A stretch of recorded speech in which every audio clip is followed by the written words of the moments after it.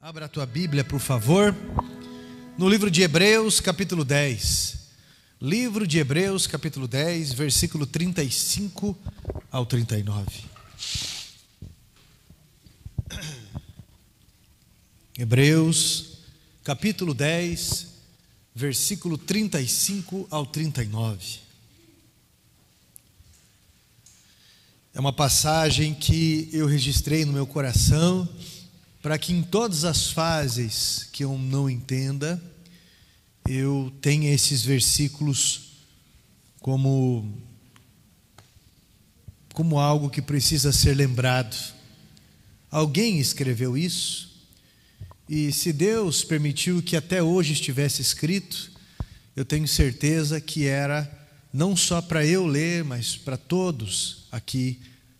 Quando você lê a palavra de Deus, em determinados momentos da tua vida, aquilo que não tinha sentido passa a ter sentido para você, porque você está vivendo aquele momento.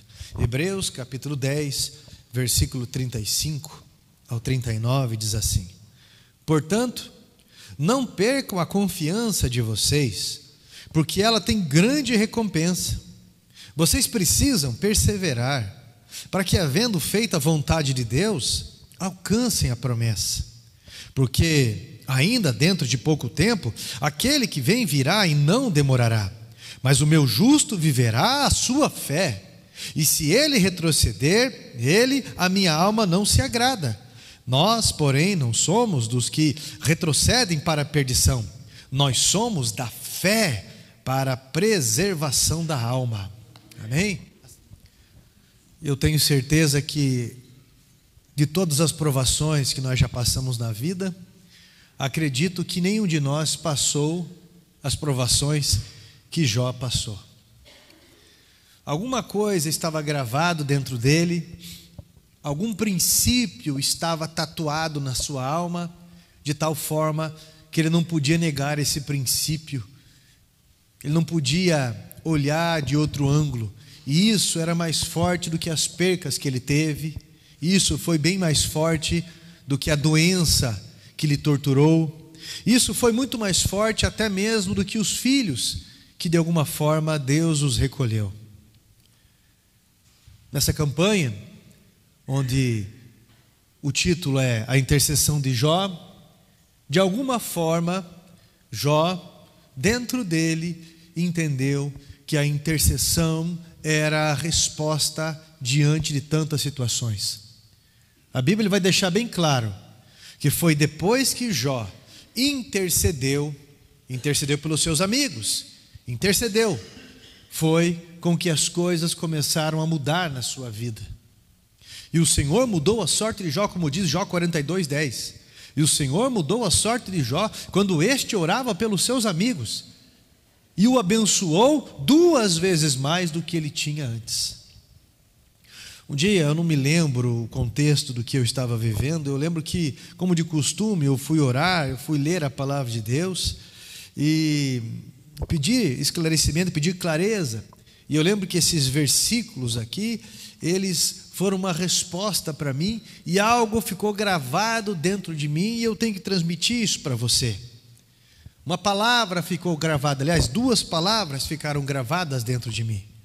As 2 palavras são: não desista. Não desista. Hoje nós vivemos em um mundo que muita gente desiste. Jó poderia ter desistido. Ele poderia ter amaldiçoado o Deus dele, morrido. Inclusive foi a sugestão da sua esposa, que tanto sofria também. Mas hoje pessoas desistem porque estão sofrendo. Algumas pessoas desistem porque são mimadas. Algumas pessoas desistem porque são fracas realmente. Tem gente que desiste da vida e se mata. Tem gente que desiste da família. Tem gente que desiste do casamento. Tem gente que desiste do país. Tem gente que desiste da faculdade. Depois de muito sofrimento, desiste da faculdade. Tem gente que desiste dos sonhos. Tem gente que desiste da casa própria, tem gente que desiste do carro, tem gente que desiste do ministério, tem gente que desiste de um monte de coisa, e às vezes essa situação que está lá fora entra dentro de você. O barco ele foi construído para as tempestades, e as laterais dele foram feitas para aguentar os açoites, isso é, as chicotadas do mar. O lugar mais seguro para ele ainda pode ser ali no porto, mas esse barco, esse navio, ele não foi criado para o porto, ele foi criado para essas resistências, então foi criado para isso. O problema é quando esses açoites, essa água, ela começa a entrar dentro do barco, e aí o risco fica muito sério. Tem gente que, mesmo vivendo na igreja, mesmo frequentando os cultos, campanhas, depois de montes, vigílias, no fundo, já desistiu. Lá no fundo, já desistiu. Algumas pessoas pensam assim: eu só vou até ali, e se eu não ver o resultado que eu quero até ali, eu vou desistir, porque no fundo, já desistiu. Ah, pastor, desde que eu entrei na igreja, eu estou orando para ser cheio do Espírito Santo e misericórdia, parece que nada acontece na minha vida. Tem gente que vê anjo, tem gente que vê milagre, tem gente que vive um milagre, e eu estou já há 200 anos na igreja, 20 anos pedindo, e parece que nada acontece. Chegou um jovenzinho na igreja agora aí, na primeira vigília, foi batizado no Espírito Santo, foi cheio do Espírito Santo, Deus usou ele ali e curou uma outra pessoa. Pastor, eu estou 30 anos orando para o meu marido se converter, homem duro de coração, mas quer saber, pastor, Deus quer salvar, salva, não quer salvar, não salva. Pastor, estou orando para eu casar, já faz 20 anos, parece que não tem ninguém decente. Estou orando para casar e parece que pessoas casam, pessoas se ajeitam, mas parece que para mim nada acontece, as coisas não adiantam. O que acontece? Na verdade, você já desistiu dentro de você, o seu olhar ele é pessimista. Achei interessante o pastor Agostinho Basso, né? A esposa dele faleceu, ele estava com 80 anos, agora é com 84, ele já casou. Com 84 anos ele casou. Gente, eu não sei quantos anos você tem, mas tem gente que tem 20 anos já diz: eu não acredito em casamento, eu não acredito que eu vou casar um dia, eu já desisti. Eu vi uma pessoa esses dias numa reportagem que com 96 anos se formou em Direito na faculdade. Se formou, era o sonho da sua vida, se formou em Direito. Tem gente que desiste porque está velho aos seus olhos. Eu já fiz a minha parte na história, eu já rodei a quilometragem que eu precisava, agora, pastor, eu estou aposentado. 40 anos se achando velho. A velhice, ela está no psicológico. Você lembra de Caleb na Bíblia? 85 anos. Esse cara esperou 45 anos com uma espada na mão, e de repente disse para Josué, Caleb disse para Josué: Josué, eu quero aquelas terras ali, então pode ir. Você aguenta? Como é que você está? Eu esperei 45 anos e o meu ânimo está como há 45 anos atrás. Você lembra em Lucas 2, 26 ao 38, Ana, ela segura Jesus, o menino Jesus, no colo, e ela diz: durante a minha vida, ela estava com 84 anos, durante a minha vida eu esperei para segurar o Salvador. Agora que os meus olhos viram o Salvador, a minha vida se completa, o Senhor pode me recolher. Esses tempos atrás, eu lembro, faz bom tempo já, né? Quando eu fui correr, e eu estava com os jovens ali, com os meninos, de 16, 17, 20 anos, e eles, todos eles, eu não aguento, eu vou desistir. Eu falei, mas caminha um pouco, corre um pouco. Não, isso aí não é para mim não, eu não estou nem aí para isso daí, eu sou novo ainda. E não corria, e não fazia nada. Meu irmão, como é que está a tua resistência na vida? Billy Graham, ele não desistiu do seu filho. Eu lembro, eu estava lendo sobre ele, eu achei interessante, quando em 1986 ele veio para o Brasil, o estádio do Maracanã lotou. Aquilo não cabia pessoas, tanto no gramado quanto nos assentos. E ele trouxe uma mensagem sobre Zaqueu, dizendo que um dia Jesus passou debaixo de uma figueira brava, Zaqueu estava naquela árvore, Jesus olha para ele e fala: Zaqueu, desce daí, porque hoje me convém pousar na tua casa. E Zaqueu recebeu Jesus. Ele olha para o público, uma mensagem curta, de 15 a 25 minutos, olha para o público e fala: o Senhor quer entrar na sua casa hoje, o Senhor quer entrar na sua vida hoje. Quem aqui quer aceitar Jesus? 15 mil pessoas levantaram a mão ali no estádio para aceitar Jesus. Mas quando Billy Graham, nessa cruzada evangelística a nível mundial, chegava em casa, o filho dele não era convertido. Billy Graham faleceu, se não estou enganado, com 90 anos. E eu vi algo que realmente mexeu comigo, quando ele estava com mais de 80 anos, que o filho dele se voltou para Jesus. E ele disse: de todas as almas que eu ganhei, para mim, essa é a alma mais importante. Eu fiz um curso do filho dele, eu esqueci o primeiro nome do filho dele, mas ele não desistiu. Ele não desistiu.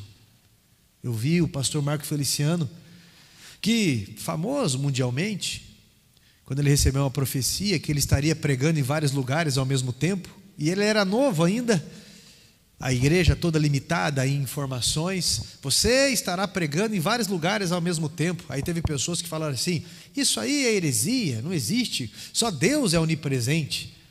Foi quando surgiu a oportunidade das fita cassete, e de repente eu lembro que eu alugava vídeos, isso aí, muitos anos atrás, e ele pregava em vários lugares diferentes no mesmo tempo, e ele disse: olha a idade que eu estou, e eu estou pregando aqui nos Gideões, lotado, no principal dia dos Gideões, mas hoje, nesse dia, nesse momento, a minha mãe está lá no forró do Bate-Coxa.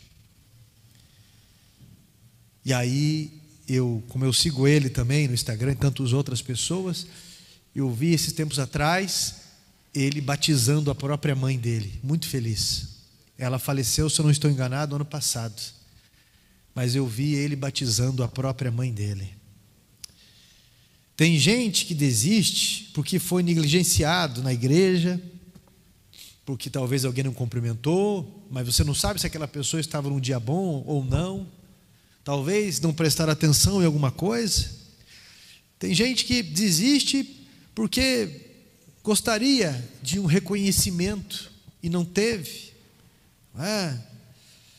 E aí querem que pastores fiquem indo atrás de gente manhosa.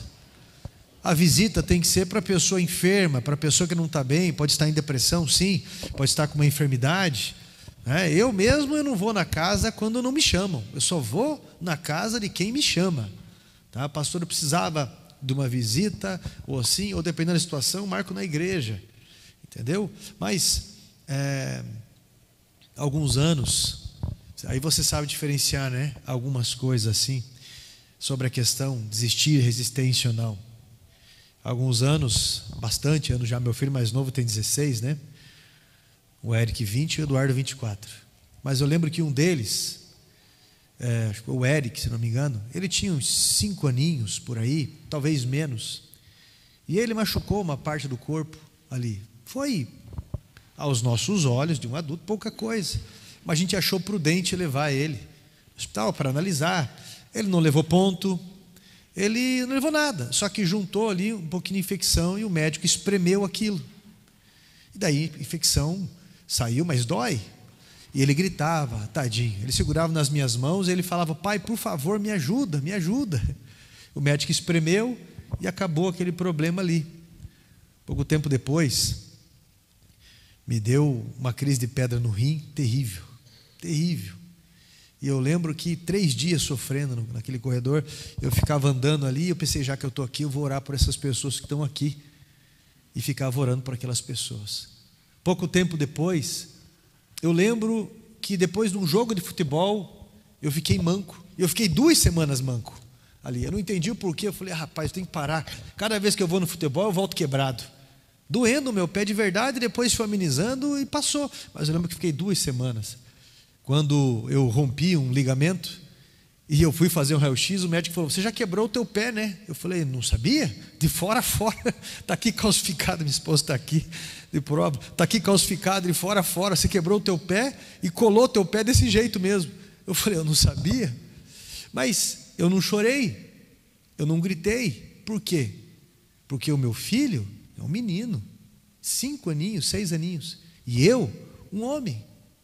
Há pessoas que podem ter a idade que tenha, dentro da igreja, tem um comportamento de menino, de menina, pode estar casado, casada, mas é dengoso, é manhosa, é manhoso, como um menino, por qualquer situação, grita, faz escândalo, ofende pessoas, são agressivos, falam em abandonar, pedem para abandonar, falam para desistir, falam em fuga, não param de dizer que estão cansados de situações, ofendem pessoas, xingam pessoas, atraem demônios com os seus palavrões. Ah, meu irmão, entenda o que eu estou falando para você. Você é um menino ou você é um homem? Você é uma menina ou você é uma mulher? O que você é? Quando vem a luta na tua vida, você aguenta ou você esperneia? Você quer fazer chantagem com Deus, falando que vai desistir? Não aguento mais, não aguento mais, estou sofrendo. Você está na Síria? Você está na Venezuela? Está sofrendo alguma perseguição lá na Coreia do Norte, pelo Kim Jong-un, que é a maior perseguição aos cristãos no mundo? Deus te dá todo dia o que você precisa, mais do que a gente precisa muitas vezes. Todos os dias Deus coloca pessoas para cuidar da gente, todo dia. E Deus, às vezes, as pessoas que mais cuidam da gente são as pessoas que a gente mais briga às vezes. Isso é ingratidão, não é? Então, para de ser manhoso, para. Sabe o que as pessoas reparam? Reparam em quem faz com excelência. Eu não passe um dia sem ficar pensando no céu, sem ficar pensando em ter que ser forte pelas pessoas que precisam, as pessoas que não estão passando por um momento difícil. E isso às vezes faz você criar uma casca. Por quê? Porque quando acontece a morte de alguém, a briga de alguém, o sofrimento de alguém, você tem que carregar pessoas no colo sentimentalmente e em várias situações, porque você tem que ser forte por eles. Você tem que dar direção no momento que eles estão perdidos ou confusos. Você se preocupa.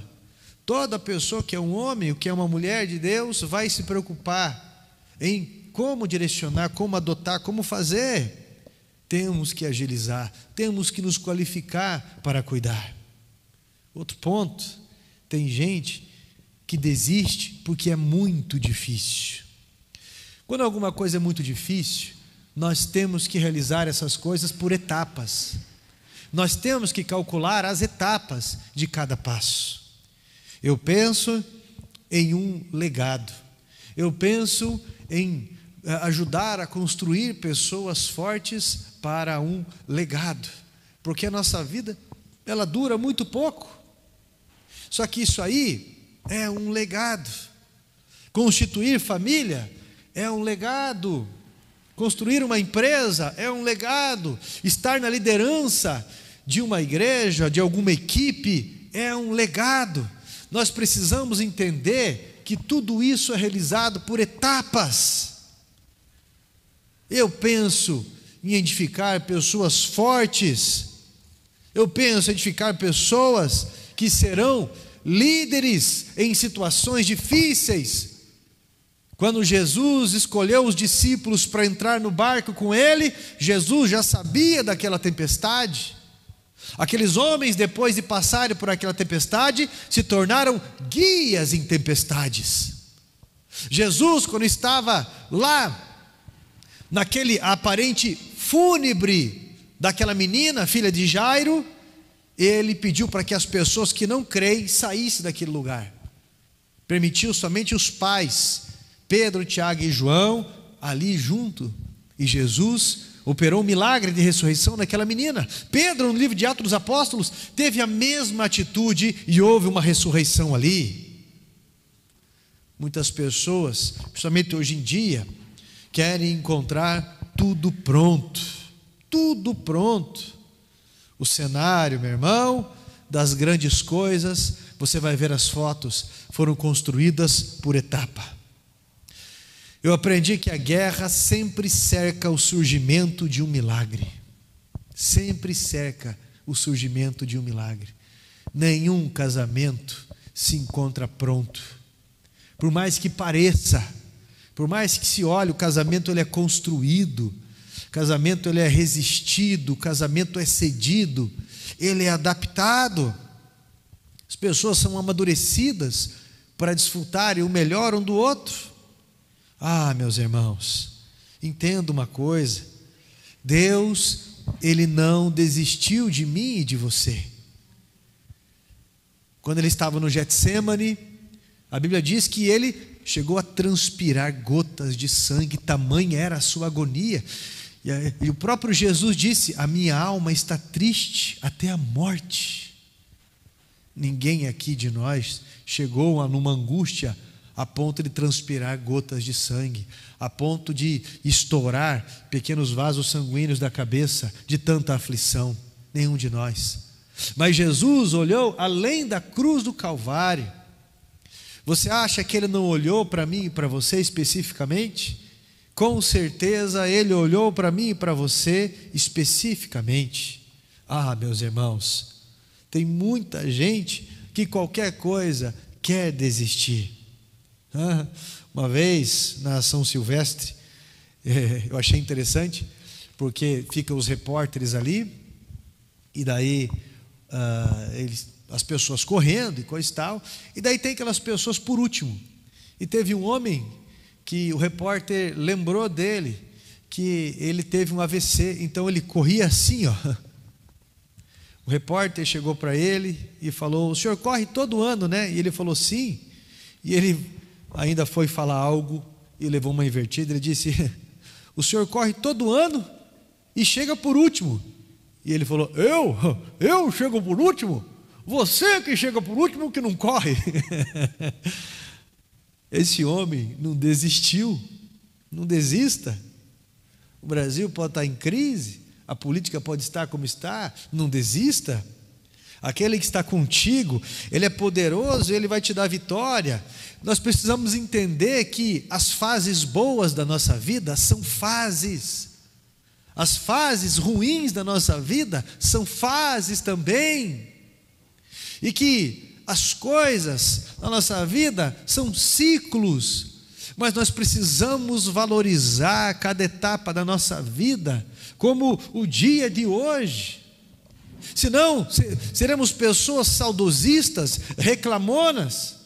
As pessoas se vão, as coisas acabam, a viuvez acontece, os filhos se casam e vão. Daqui a pouco, como Salomão disse no capítulo 12 de Eclesiastes, se foi realmente ele que escreveu, ele diz, olha, a juventude passa rápido, procura servir a Deus enquanto você ainda é novo, porque vai vir dias em que você não vai ter força, você não vai ter contentamento. Procura servir a Deus, gaste os seus dias naquilo que vale a pena. Não espere chegar até uma idade na vida para entender a vida que vale a pena viver. Meus irmãos, não empurra o teu marido não Não empurra a tua esposa, não. Não empurra os teus filhos para a droga, não. Hebreus capítulo 10 vai dizer que nós não somos daqueles que desistem, nós somos da fé. Nós somos da fé. Somos da fé. Eu tenho um aluno no ITQ, ele se formou já, Marcelo Cachuba. Ele era um morador de rua, ele ficava próximo ao terminal do Kaiowá ali, muitos e muitos anos. Morava na rua, muito tempo. E um dia ele aceitou se internar na Casa de Recuperação Getsemane, lá do pastor Marcos, que hoje já não existe mais essa comunidade terapêutica, lá em Colombo, a gente ajudou muito tempo, ajudamos 8 anos aquela comunidade terapêutica. Ele aceitou se internar ali, ele virou aluno de teologia depois. Esses tempos atrás, eu estava lá no litoral e encontrei ele, casado, bonitinho, vendedor de carros, muito bem com a família dele, e muitos anos já bem, um homem fiel, um homem que superou situações difíceis na vida, simplesmente pela fé. Como reconstruir as coisas? Depois de decepções tão grandes, as situações foram tão graves ali, que ele acabou largando tudo, ele acabou caminhando simplesmente, ele acabou dormindo na rua, bebendo, ele acabou se escondendo, tamanha era a pressão na cabeça dele. Como reconstruir? Como aceitar, se não for pelo caminho da fé? Meus irmãos,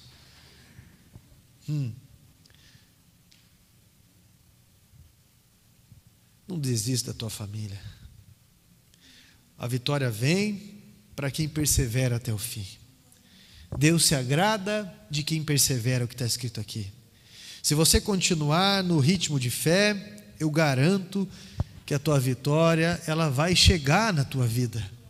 Você já escutou tanto isso na tua vida, mas é tão difícil acreditar quando você está vivendo no olho do furacão.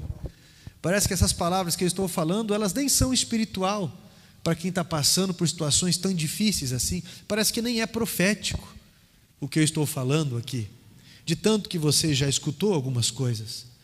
Acontece que a porta ela se abre de uma hora para outra. De uma hora para outra, simplesmente a pessoa volta. De uma hora para outra, simplesmente alguém se arrepende. De uma hora para outra, Deus se manifesta no coração e simplesmente é uma mudança. Uma porta se abre, uma herança acontece, alguém é curado, alguém aparece. De uma hora para outra, as coisas acontecem como aconteceu com Jó. Depois de uma intercessão, gente, são 42 capítulos, é de 9 a 12 meses, um homem passando por um sofrimento extremo, e simplesmente depois do capítulo 42, depois de um sermão do Senhor que aparentemente tudo iria piorar, simplesmente a mulher dele fica bem, ele é curado, os seus bens são restaurados, a mulher dele engravida 1, 2, 3, 4, 10 vezes. Olha só, ele e ela tiveram um filho com a mesma pessoa. Olha que companheirismo maravilhoso, não é?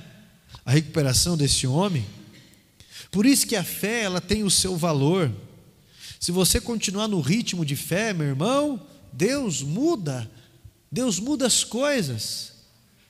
A fé é uma ligação com Deus que traz um resultado esplendoroso nas nossas vidas, e ela serve exatamente para essa perseverança, para esse princípio, e ela é exatamente eficaz quando você não entende o que você está passando. Você lembra de Esaú, depois da caça? O que ele falou? Ele caçou, chegou em casa e falou para o irmão dele: eu estou morrendo de fome. Faz uma sopa para mim, faz um guisado. Eu vou fazer se você me vender, por isso, a tua primogenitura. O pessoal fala assim: Jacó roubou a primogenitura. Não, ele comprou. Quem não valorizou foi Esaú. Agora, olha o exagero. Trocou por um prato de guisado com lentilhas.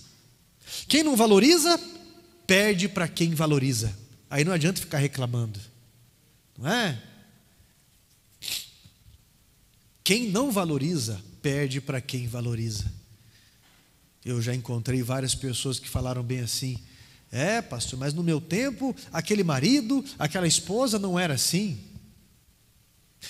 Pastor, mas no meu tempo, as coisas, ou na minha mão, isso não funcionava. Por que será? Quem não valoriza, perde para quem valoriza.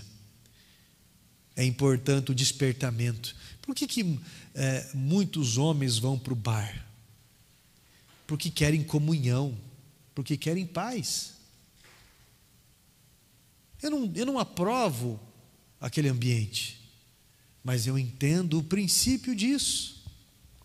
Lar tem esse nome porque deriva de lareira. Por que algumas mulheres não querem ficar em casa? Porque alguns homens deixam a casa uma tensão, um inferno. Tanto quanto o homem quanto a mulher, um excesso de cobranças, não tem paz em casa. Quem não valoriza, perde para quem valoriza. Nós não somos daqueles que retrocedem, a Bíblia diz. Nós somos daqueles, meu irmão, que perseveram, que se adaptam, que se ajustam, que melhoram. E só vai fazer isso quem é humilde. A pessoa humilde reconhece que precisa mudar. Nós somos da fé para a conservação da alma. Você não afundou ainda, meu irmão, porque você não parou de nadar. Você já ouviu falar sobre as legiões romanas? Quando você vai estudar sobre as legiões romanas, sobre os gregos, sobre essas guerras, eu acho muito importante, porque antigamente tudo era demorado. Os homens ficavam meses, anos em batalhas, longe da família. Imagine só, às vezes 7 anos sem ver a família. Quando eles saíam, o capacete era de uma cor, a armadura era de uma cor, o escudo brilhava, a espada refletia, a caneleira ali, ela era novinha. Mas depois de 7 anos, quando eles voltavam, uns sem um olho, outros, meu irmão, sem um braço, cheios de cicatrizes, magoado por companheiros que eles perderam, que tombaram no campo de batalha. Aí o capitão, quando eles chegavam próximo de Roma, faziam eles esperar para o lado de fora da cidade. O capitão ia sozinho diante de César e dizia: Ave César, conquistamos o mundo. Aí César dava uniformes novinhos para eles, para todos aqueles soldados, aquele que estava caolho, aquele que estava manco, aquele que estava magoado, e mandava tocar trombeta e chamá-los para dentro da cidade. E quando eles abriam as portas da cidade e aqueles soldados entravam com uniformes novos, aquela cidade estava os esperando de uma forma organizada. Eles entravam marchando, e a família que não via eles há 7 anos os enxergava como heróis. E aí eles esqueciam as dores, as cicatrizes, porque agora todo o povo os chamava de heróis. E vai ter um dia, meu irmão, em que você vai chegar no céu e depois de uma vida difícil, depois de um monte de luta, a trombeta vai soar e você vai ouvir ali uma voz dizendo: vinde benditos do meu Pai, para o reino que eu vos tenho preparado. Você, olha, foi fiel no pouco, e sobre o muito lhe colocarei. Tem até uma passagem Apocalipse, quando João pergunta para o anjo: quem são esses com vestes brancas salpicadas? Aí eles vão falar, o anjo responde: esses são aqueles que venceram a grande tribulação. Você já ouviu falar da maratona, como é que é? Em uma certa altura, eles colocam mesas. Tem um irmão da igreja aqui que já correu muita maratona, né? O irmão Jackson, marido da Ângela. Ele chegou a correr 42 quilômetros de maratona. Gente, na casa de recuperação que a gente ia lá em Mandirituba, dava 35 quilômetros daqui. O cara correu 42 quilômetros. Ele falou: pastor, eu corri na serra, 15 quilômetros de subida. Eu falei: é louco, eu corri 7 quilômetros de subida alguns anos atrás, né? Agora já não é assim. Mas se cansa muito, né? Imagine. Mas nessa maratona, em certa altura, eles começam a colocar mesas com copos de água. E aqueles homens pegam aqueles copos com água, eles jogam sobre a cabeça, eles bebem um pouco e eles continuam correndo. Nós também somos assim. Ah, não estou aguentando mais. Falta quantos quilômetros? Eu não estou aguentando mais. Nós precisamos aprender sempre a nos renovar. Não é desistir, é renovar. Lá no céu, quem vai chegar é quem não desistiu. Não é quem chega em primeiro, não. É quem não desiste. Renove. Faça de um jeito novo. Você precisa mudar, precisa alcançar novos níveis de louvor, senão as coisas perdem o sentido. O ministro de louvor, ele ou ela vai cantar porque tem a letra decorada, mas aquilo já não faz sentido, já não tem entrega. O pregador, ele vai falar algo ali, mas já nem é tanto o que ele acredita. Não pode perder isso. Por isso, nós precisamos ser renovados, precisamos mudar, nos adaptar aos novos desafios. Meu irmão, olha para cá. Nunca a vida fica mais fácil.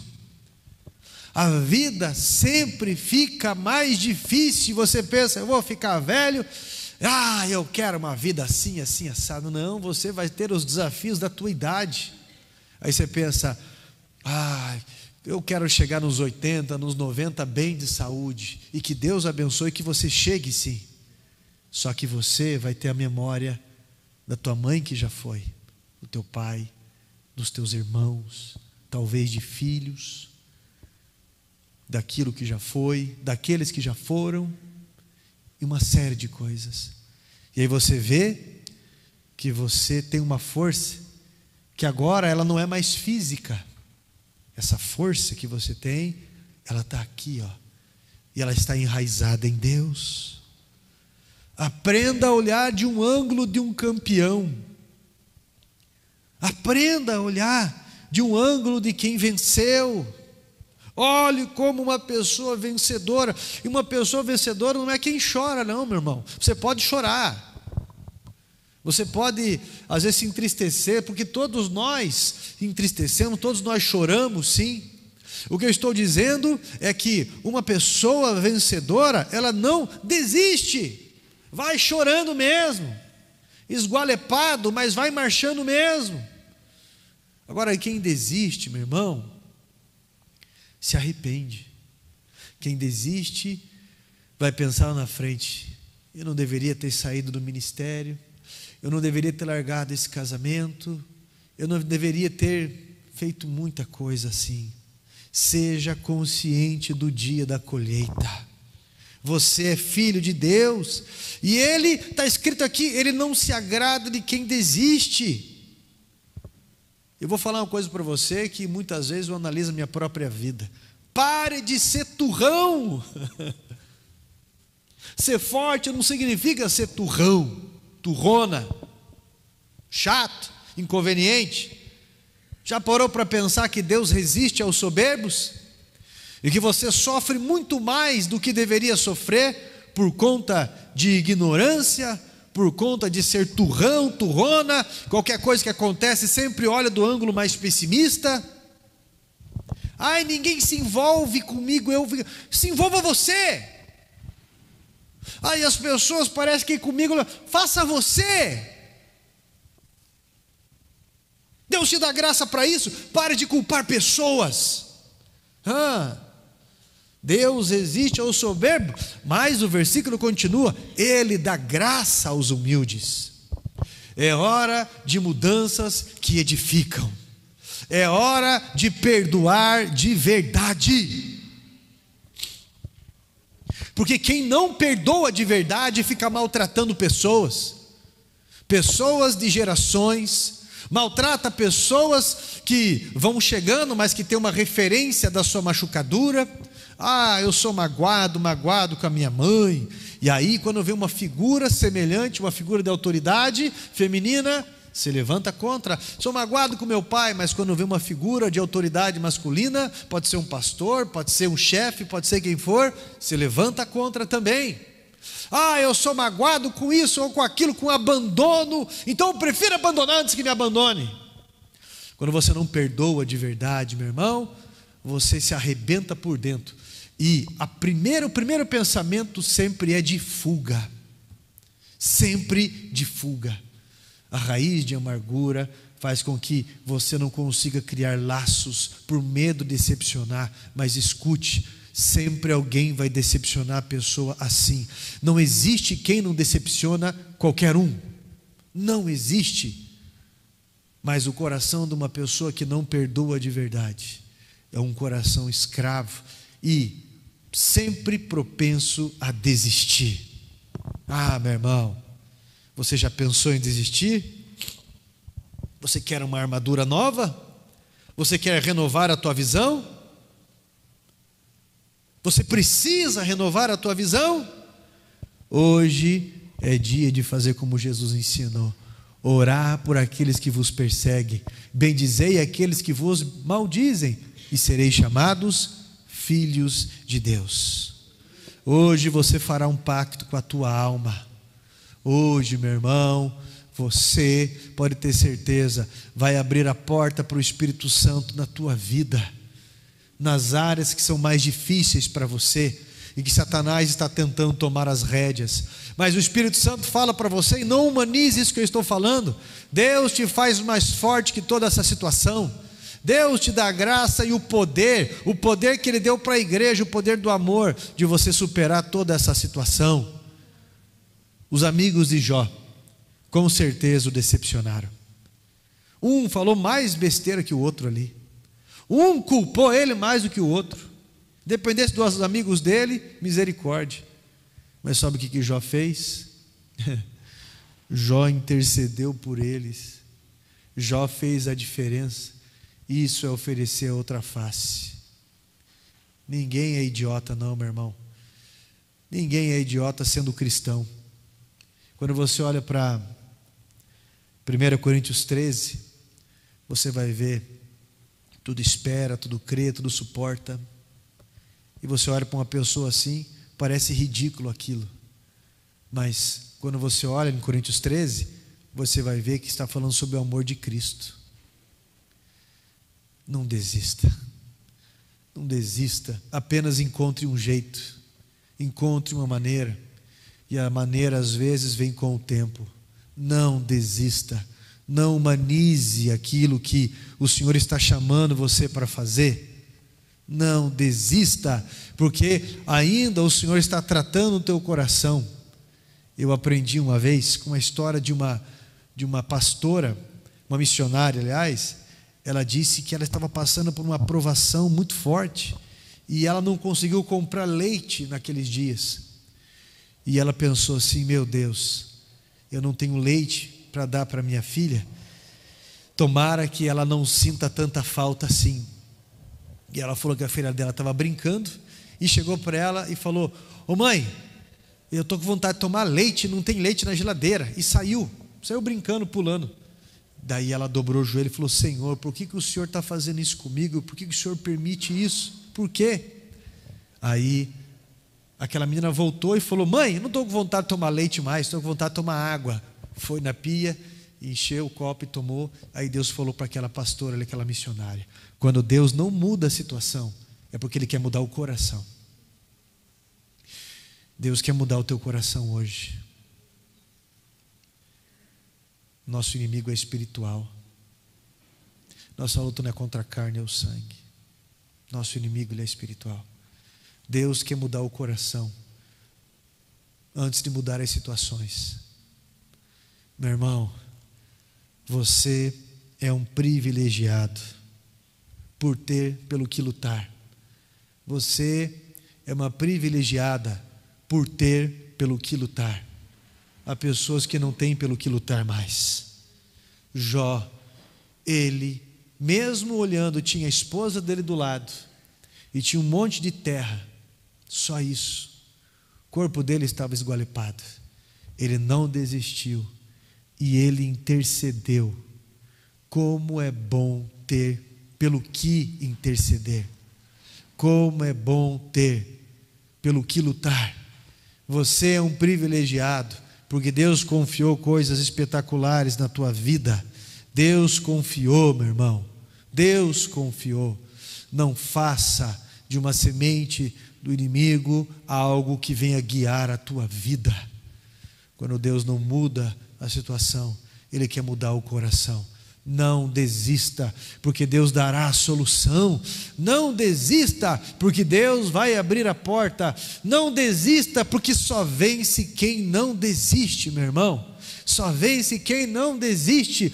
Quando Jesus subiu até a cruz do Calvário, a sua última frase foi: está consumado, está feito. Tudo isso porque Ele não desistiu. Deus tem colocado pessoas nas nossas vidas, pessoas maravilhosas, pessoas que nos moldam, pessoas que destacam as nossas feridas. No livro de Deuteronômio, o Senhor fala assim: e eu vos coloquei no deserto para vedes o que tem no seu coração. Quantas vezes eu fui para o deserto e ali eu vi que o que tinha no meu coração precisava ser convertido, precisava ser transformado e precisava ser trabalhado por conta da salvação. Por isso que Deus vai nos moldando como cidadãos celestiais. Não desista, porque você tem pelo que lutar. Deus só está te moldando. Deus só está te moldando. Quando eu leio para vocês agora Hebreus 35, 10, 35 ao 39, você vai entender diferente. Necessitais de perseverança, porque depois de fazer a vontade de Deus, você vai alcançar a promessa. Porque o meu justo viverá a sua fé, mas se recuar, a minha alma não tem prazer nele. Nós não somos daqueles que retrocedem para a perdição, nós somos daqueles que perseveram, nós somos os da fé, daqueles que perseveram para a conservação da alma.